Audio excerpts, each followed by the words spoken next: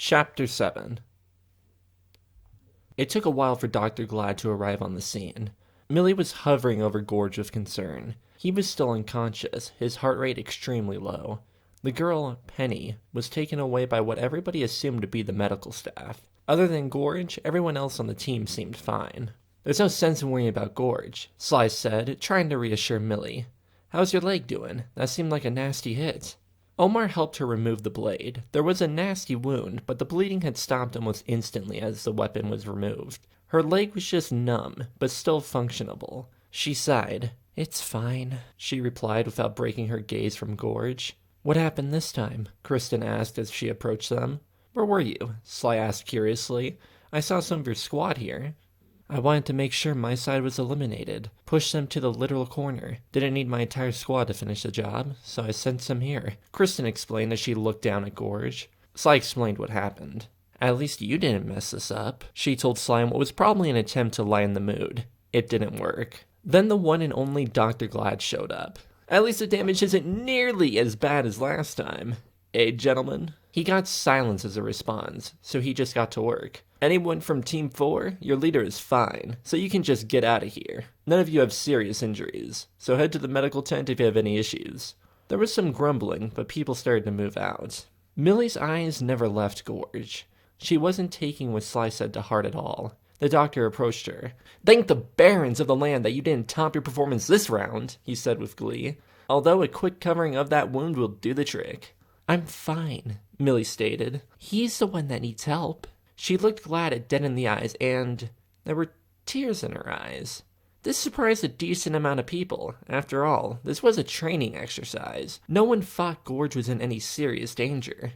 Glad held up his hand in a motion to stop. "One problem at a time, miss." He pulled out some bandages. "This should only take a moment." He tore open Millie's pant leg a bit more to get a better look at the wound. "I assume you were going to get a new pair anyways," he joked. She didn't respond. He frowned in his curiosity. "This is a deep wound," he muttered. "I'll just chalk it up to bad luck." What?" Millie asked a bit nervously. "Oh, nothing," the doctor replied happily as he made quick work to patch up the wound. He put on some liquid and set down the patch. "The only issue is that most likely it'll leave a scar," he said as he finished up. "And what about him?" Millie asked, trying to move the attention to Gorge. "Well, let's take a look." The doctor gave a quick study of Gorge. "Strange how he hasn't moved at all," he noted, and Millie winced. Everyone else seemed to take this in stride, except for Sly. He was also showing signs of concern. "Nothing to worry about," Glad said. His hand hovered over Gorge's face, as if trying to sense something. He slowly went down to his throat. "What do we have here?" he whispered to himself. He plucked out a needle that was 5 centimeters long. Its width was almost non-existent, and Millie hadn't even noticed it was there. No one had. "Shit," he said with astonishment. "What is it?" Sly jumped in, not able to help a bit of concern entering his voice. Glad ignored him and turned to a guard. "They have access to these?" he asked, holding the needle. The guard made no move to respond or answer his question. "Wonderful," he muttered. "He is going to be all right, right?" Millie asked in almost a whisper. "Yes, ma'am," Glad replied with a bit of cheer as he rummaged through a bag. He produced a heavy container that looked like an injection. "This should do the trick." He hovered the injection over the side of Gorge's neck, while keeping a hand on Gorge's chest. He slammed the injection home. Instantly, Gorge awoke with a startled expression, spouting unintelligible words and trying to leap up. Dr. Glad held him down. "Easy, son. You're all good. Everything is fine." "Son," Gorge said with a bit of outrage, and Millie let out a sigh of relief. He was fine. "Don't give me that question," Glad retaliated. "I bet I'm double your age." "Think what you want, Doc," Gorge replied. "What happened?" "You got your ass kicked by a kid," Sly replied simply. Gorge sighed. "Fantastic." "Okay, we spent long enough here," Dr. Glad commented. "If you have any other problems, head to the medical tent. But let's clear out of here. The day is just beginning for some people." Everyone started to clear out, but before Gorge left, he turned back. "Hey, Doc." Dr. Glad turned to face him. "Thanks." The doctor looked surprised. Gorge turned, leaving with Millie and the rest. "Where are we going now?" Millie asked. "We're heading up to the stands," Sly replied. "To watch the other team's matches," Gorge added. "And we have a lot to watch, apparently." being one of the first teams and all, Kristen finished. How much did you watch while I was out? Millie asked. Just one match between 1 and 12, Sly replied as they took their seats on a bench. Nothing special, but we did get to see the structure of the other teams. Omar! Yelled a cheerful voice. It was an overzealous kid, the same kid that was giving Millie the eye. He jumped over the bench and plopped into the seat next to Omar. That match was crazy! How much people did you get? Chase! Omar greeted. I got half a dozen people from the top of the tower, Omar replied, trying to play it cool, but it was easy to tell how excited he was. And probably free in that final push. Oh, you lucky bastard, Chase replied with jealousy. I got stuck with the cleanup crew in the corner. Maybe got, free. Still an important job, Kristen muttered, not sharing in the good cheer. The boys continued with their conversation, not paying Kristen's words much thought. You don't seem to be sharing in their glory, Gorge noted to Millie. You did do pretty well. I still got shot, Millie replied a bit gloomily. I think it might have been more of a stab than a shot, Gorge corrected, and Millie just rolled her eyes. A moment of silence passed. But I am proud of you. Millie gave a slight jolt, but Gorge pretended not to notice. His eyes were on the arena below. She hadn't heard those words in a long time. It made her feel warm on the inside and a bit happy, although she wouldn't show it or even admit that to Gorge. She went back to his previous comment. I felt like you almost died. Gorge did notice that. How so? Did I look in pretty bad shape? Well, not exactly, Millie admitted, trying to find the right words. The doctor seemed confident that you'd be fine. It's just, I felt scared. Gorge grasped her shoulder in a comforting manner. Seems like you're more in touch with reality than the other kids. What do you mean? Millie asked. We're in freezing temperatures in an unknown environment where the outcome is also unknown, Gorge replied. This isn't a vacation, much less a game. You can't go wrong with a bit of skepticism, Sly added. Or caution, for that matter, Kristen added as the loudspeaker blared to life. Dr. Glad made his usual announcements. He announced that the next match was between Groups 1 and Group 7. Group 1 was led by Soy Young, while Group 7 was led by the lady they met yesterday, Shay Eisen. Sly winced, which Millie barely noticed. It was clear nobody in the group liked Shay. Kristen said that Soy had won his match against Team 12's Che Weblock, but it was a close one, nonetheless. No one had information on the outcomes of the previous matches, though. Shay was one whom led the charge, similar to Sly. Her team had the superior shooters. Her tower took down Soy's tower before his men could fire at the ground below. Shay and a couple others darted from cover to cover, and they made ground fast. Shay crushed the center of Soy's formation with her superior numbers, which might have left her team open for a pincer attack. Yet, Soy found himself overwhelmed in a matter of minutes. The match probably lasted 7 minutes, with Shay taking the victory. That was charming to see, Kristen said dryly. And she's the one who has it out for you, Sly? Gorge asked. That seems fair. I don't know her, Sly strongly emphasized. He was quiet for a moment, but I do want to know why.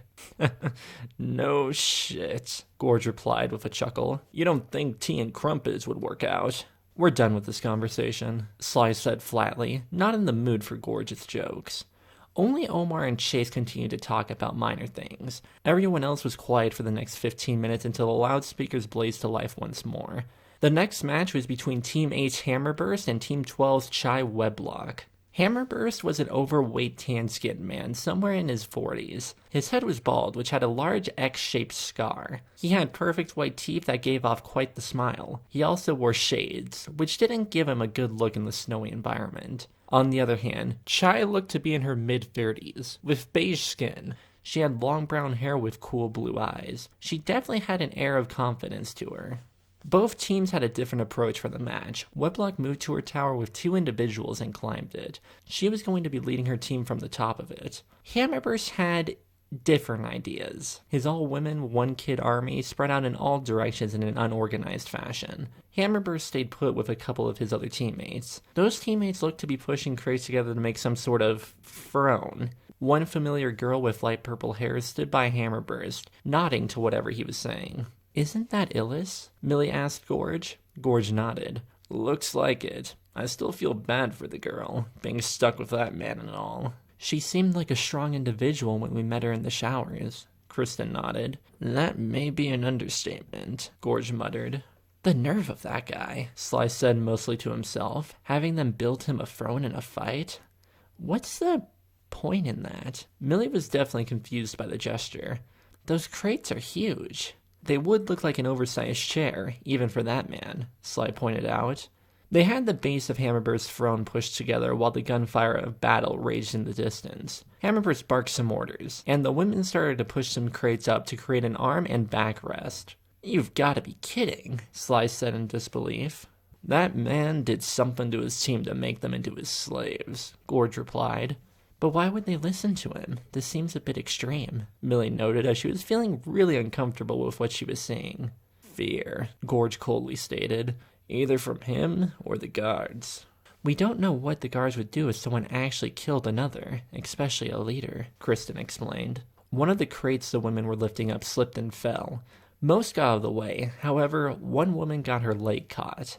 The crate crushed it. She gave a scream of pain, yet Hammerburst was having none of it. He screamed with rage as he approached the woman, who was cowering in fear. The others backed off, but not Illis. She instead turned on him. She was quick. She slammed a kick into Hammerburst's leg, snapping it at the kneecap. Hammerburst was taken completely by surprise. He started to fall in complete agony. As he fell, Illis grabbed his arm and twisted it. She slammed an elbow into his own, breaking it, and she let him collapse. He fell face first into the snow. However, Illis wasn't done. She slammed a kick into his chest that made him roll over. She mounted him as he screamed in agony.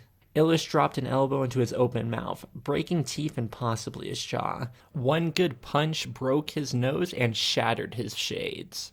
She continued to wail on him as he gargled for mercy. That never came. After a couple more blows, the gargling stopped. Illis dismounted, leaving a bloody and almost unrecognizable Hammerburst. It seemed like whatever idle chit-chat the crowd was partaking in had died, even from Omar and Chase. The guards surrounding the arena made no move to act. 20 seconds passed and the loudspeakers came to life. Dr. Glad cleared his throat. Ahem! Ladies and gentlemen, new events have transpired and we have a new team leader. Illis Makarov is now the new leader of Team 8. Congratulations, Glad said with cheer. The match will now proceed as normal. What just happened? Omar asked in disbelief. Millie didn't quite know, sharing in Omar's disbelief, but she was feeling sick to her stomach. Son of a bitch got what was coming to him, that's what, Gorge replied. Let's just not get any ideas for this team, Sly said, trying to crack a joke. It got Gorge to crack a smile, but it didn't help Millie feel any better. Even with the new leadership change, Team 8 was in a disarray. Illis had already lost 60% of her troops. Wedlock had stayed in her tower and continued to pluck off the enemy. The rest of her forces had pushed past enemy lines and were wiping out Team 8 even before the leadership change. Illis regrouped with what troops she had left for one final stand. She managed to survive for 15 minutes before her team was completely wiped out. That was interesting, Kristen commented. Amon nodded in agreement. More like horrifying, Millie thought. Without a doubt the man was horrible, but this outcome was extreme. She tugged on Gorge's sleeve. Can we leave? Gorge looked down at her and saw the paleness in her face. He nodded. Brinky and I are gonna move out, he announced to the rest of the group. Sly rose a brow. There's still a couple more matches, more things to learn. Gorge shrugged. I need to walk around. Might be because of the medicine, he lied. He turned to the other two kids. You two want to come? Omar seemed to have gotten over the whole murder thing. Chase didn't seem to be bothered by what had transpired. They both shook their heads and declined. Gorge got up and left with Millie right behind him. They went down the stairs and left the arena. You know you could just leave yourself, right? Gorge spoke first as they passed through the wall. Millie just nodded as a response. Gorge decided to change the subject completely. Maybe just a normal conversation for once would change the mood. So, what was your life like before this happened? Not the passing of your parents, but before that. Millie was quiet for a long moment, and Gorge thought that he brought up a topic that wasn't the best to talk about. I grew up in a small village called Mistville, in the Green Plains to the southeast close to the border. My great-grandparents were founders of the village. Gorge nodded. Did they come up with a name? Millie nodded back. The story goes that my great-grandparents were trying to find a new last name for themselves. They were a part of the second voyage from the Old World. They wanted to find somewhere for them and the others from the voyage to set up a place they could call home. They were recommended to look towards the Green Plains. The plains in general were phenomenal soil, great for the foundation of the crops. Millie sounded a bit more enthusiastic as she continued to talk. Another thing, the area had these, I guess they would be birds, but the birds that flew made this light mist from time to time. The mist really helped flourish the crops that were grown. Is that where the mist name comes from? Gorge asked, seeing as how her story was starting to spiral all over the place. Yeah, the village has been coated in mist from time to time, and the village got the name Mistville. My great-grandparents adopted the name Mistwalker. Your last name is Mistwalker? Gorge asked with a tad bit of skepticism. Yep, my great-grandparents were known as the Mistwalker girls around town, she replied, not sensing the skepticism. What's your last name? Hoppy, Gorge said flatly, clearly not sharing the joy he felt about his name like Millie felt about hers. Happy? Hoppy, Gorge corrected. And no, there's no special story on how the family got the name. Gorge Hoppy, Millie said as if trying out the name. You got it. I like it, Millie happily stated. Gorge laughed. Yeah, sure. As the conversation continued, Gorge led them to the training range. Millie rose a brow. What are we doing here? I thought we could use some practice while we chatted. Might help us avoid any more injuries later on. He winked at Millie. He went up to the ammo station and got what they needed. He returned, setting a box of balls at Millie's feet. I said that I'd teach you how to shoot, didn't I? That might have been useful before the first match, or even the second, Millie pointed out. Gorge shrugged. Better late than never, eh? He unslung his rifle and loaded it up. I'll take the first couple of shots. I might be using a different rifle, but the concept is still the same. Millie nodded. You never actually answered my question, he pointed out as he fired his first shot. What was that? Millie asked, not remembering. What did you do before this? You gave me a history lesson. Not much about yourself, though, Gorge pointed out. Oh, Millie replied a bit glumly. Gorge rose a brow. I was doing fine, Millie replied. I was just doing normal kid stuff, hanging out with friends and going to school. That doesn't seem like something to frown about, unless it was actually that boring, Gorge replied curiously, taking another set of shots. The village was going through a rough time, Millie continued. We were having food shortages that were leading to people fearing starvation. Your crops weren't doing well? I don't know why a lot of them were dying, but my parents and a couple others left for the main city to see if they could get some help and resources. Millie was silent for a long moment. Gorge lowered his rifle and looked at her. I'm guessing we're coming to the end of your story, he said solemnly. She slowly nodded. No one from that group came back. The place they were visiting exploded. I found that out from news reports over the net. Gorge nodded. He felt like it would be good to really dive into this. He thought this had been on her mind a lot as of late. He motioned her over. Let's switch places. She nodded and approached. He guided her to the appropriate position for firing, as well as giving her some pointers. She thought she was getting the hang of it and fired her first shot without injury. Progress. Was the explosion accidental? Millie shook her head as she fired another round. They said it was a terrorist attack. Gorge sighed. I bet I know who they gave the credit for that to. Millie lowered the rifle and looked at him curiously. Is it common for the Agostans to do those things? Gorge shrugged. Depending on who you ask. The Empire has vilified those people. How familiar are you with the two nations? You mean the war between Agosta and Hyperix? Millie asked. Gorge nodded. If you can call it a war. The Agostans assassinated some members of high royalty. Isn't it normal to go to war over that? Gorge nodded. Historically speaking, yes. But usually, the side making the assassination attempt has a fighting chance or a plan after the fact. Millie frowned, getting back to shooting. I mean, I'm not too familiar with what's been going on. Well, it's definitely a long story. So, how'd you get from your village to here? He asked, trying to get back on track. After my parents left, no one could take me in with the food shortage. The local soldiers decided that it would be better to send me off to a more stable place. That was their reasoning anyways. And that good place was here?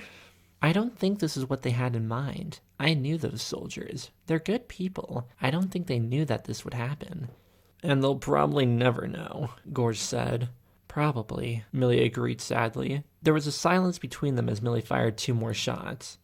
Want to switch again? She asked. Sure, Gorge replied, pulling out his handgun and loading it. I could use some practice with other arms. So, Millie asked curiously, what did you do before this? Gorge shrugged, pulling off a couple shots. Like I said, small-time thief. I was just in the wrong place at the wrong time and ended up here. That's it? It was clear Millie wanted more. I was a soldier for a minute there, Gorge replied. I was 17 at the time, but it wasn't my cup of tea. Why? Let's just say that being a soldier in the Outlands isn't as rewarding as I thought it was going to be. He fired his last shot and shrugged. Come on, I think that's enough practice for today. But I can still continue, Millie protested.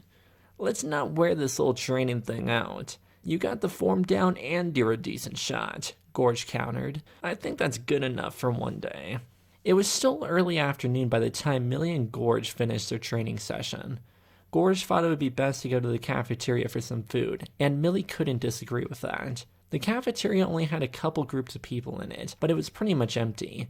The people here seemed dejected. It also seemed that most were still back at the arena, watching the final fights. How long were you guys at that arena for yesterday? Millie asked as they got the same type of food they've gotten every day. Gorge shrugged. Mid-afternoon was when the final match ended. So in like an hour or two? Gorge nodded. Most likely. Why? You want to head back? Millie shook her head. Looking back on what happened still made her feel sick. How do you feel about what happened? Millie finally asked, referring to Hammerburst's death. Gorge gave another shrug. Surprised nothing like that happened sooner. Millie looked at him curiously. When we first walked through those gates, I thought the experience was going to be like what happened on the path to get here. I thought this place was going to be more of a bloodthirsty prison. Not this civilized with the kind of company we have. I feel like we have some nice people with us, Millie countered. I mean, just as a broad stroke, with everyone here being criminals and alike. But did it make you feel sick or anything like that? Not even close, Gorge coolly stated. Let's just say you get a knack for stuff like that growing up in the Outlands. Oh. Not something I look at fondly, though. He smiled at Millie. I lost that part of my humanity long ago. The feeling of sickness when you witness a life lost. You try to keep that, though. It'll keep you more grounded to this world. Millie nodded, processing Gorge's words. They finished their meal in silence. Gorge suggested that they head back to the barracks and admitted that he may need a nap. So you are pretty tired, Millie joked. Gorge blamed the meds. The barracks had a depressing vibe as they entered. There were a few people scattered about, keeping to themselves in their depressed slump. It didn't make Millie feel any better, but Gorge didn't seem to notice. He just plopped himself on the top bunk for that nap he desired, leaving Millie to her thoughts. She laid down, thinking about the usual, the past and the future. She must have dozed off because she never sensed someone running up. He pretty much belly flopped on top of her, knocking the wind from her while giving her a jolt of surprise. Hello, my queen. My name's Chase. I don't think I ever mentioned that, he said with a playful grin on his face. Mentioned? This was probably the first time he had ever spoken to her. The looks were one thing, but this flirty act was already getting old. Millie tried in vain to push him off. Gorge jumped down from the top bunk, his boots slamming down on the cold pavement behind Chase. I don't think anyone is in the mood for this bullshit, kid, Gorge muttered groggily. I'm certainly not. Of course, sir, Chase replied nervously, getting up and backing away. How'd those remaining matches go? Gorge asked coldly. Nothing crazy happened, not like what happened when you left. Gorge nodded. Guess I'm gonna go find our fearless leader. He looked over at Millie. Done with your beauty nap, Pinky? Millie gave a sigh of annoyance and got up, following Gorge without saying a word and leaving Chase behind. That was not a good first introduction. I thought morale would be a bit higher, Kristen was saying as Gorge and Millie approached. She was speaking to Sly and Amon in the secluded corner of the barracks. Our victory didn't bring much morale, Amon stated as a matter of fact with little emotion. Less people are treating this like a summer camp, Sly noted. Most of the kids I see are still in good spirits, Kristen said. Not all kids, Gorge interjected. Sly nodded and Amon slightly nudged his head, both signs of welcome that Millie could appreciate. "How are you doing, sweetie?" Kristen softly asked. Millie shrugged, not really knowing how to put how she felt into words, nor wanting to. Still, Kristen didn't seem to mind that answer. "Missed anything?" Gorge asked. Sly shrugged. "Nothing to write home about." "We're trying to find a morale solution for the team," Amon said. "The team seemed fine with your sax playing," Gorge pointed out. Sly nodded. "We've only been at this facility for a couple days, and we've been thrown into the ring twice already. Considering the near death-defying journey it took to get here, those fights and everything else just seems like icing on the cake."